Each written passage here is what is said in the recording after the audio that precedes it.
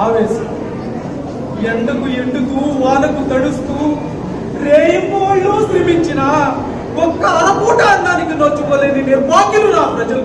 చాలిని బట్టలు శరీరాన్ని కప్పలేకపోతే అవమాన భారంతో సిగ్గుపడుతూ తిరిగే నా చెల్లెళ్ళు తల్లి పాలు లేక తాగడానికి కనీసం గజ్జి కూడా లేక ఏడ్చి సొంబతిల్లిపోయే పసిబిడ్డలు వాళ్ళని చూసి ఆవేదన పడక నీతో మంత్రాలు చేయనా నీ దుష్ట సామ్రాజ్యం నా జాతిని సర్వనాశనం చేసింది రోజు ఆ కన్నీటి ప్రవాహాల్లో కరిగిన ఏ కొట్ట కరుణ కట్టింది పాఠశాలపై పగబట్టింది రేగిన ఈ అగ్ని జ్వరం చల్లారదు నీ అధికారం అంతమయ్యేంత వరకు ఆఖరి జలప్రాణి ఇక్కడ వదిలి పారిపోయేంత వరకు ఈ లిక్కుటారులే ఈ రక్త వర్షాలే ఈ జీవన పోరాటమే stop it Raju stop it this is God.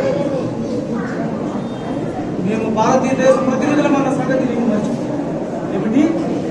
ఏమిటి నీవు భారతదేశం కుక్కల వలె నక్కల వలె సంచులలో పందుల వలె వ్యాపారపై వచ్చి పనుల మాణిక్యాలతో నిండినటువంటి ఈ రత్న గర్భను వజ్ర వైడూర్య పరగతి మాణిక్య నీల గోమేదిక పుష్పనాగ నక్షత్ర మధ్య లోకాలతో సమానమైనటువంటి ఈ పుణ్య భూమిని కాశీ నుంచి కన్యాకుమారి వరకు కటక్ నుంచి కటక్ వరకు నిండారి పొంగారిన ఈ దివ్య భవ్య గౌమ్య ప్రధానానికి మీకెళ్ళి గుండెలు ఈ ఒక్క అల్లూరి సీతారామరాజు చనిపోతే లక్షలాది మంది సీతారామరాజు ఉద్భవిస్తారు.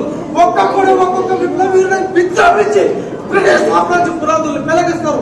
సీతారామరాజు ఒక వ్యక్తి కాదు, సమూహ శక్తి, సంగ్రామ పేరి, స్వాతంత్ర నినాదం, శంఖామరుతం.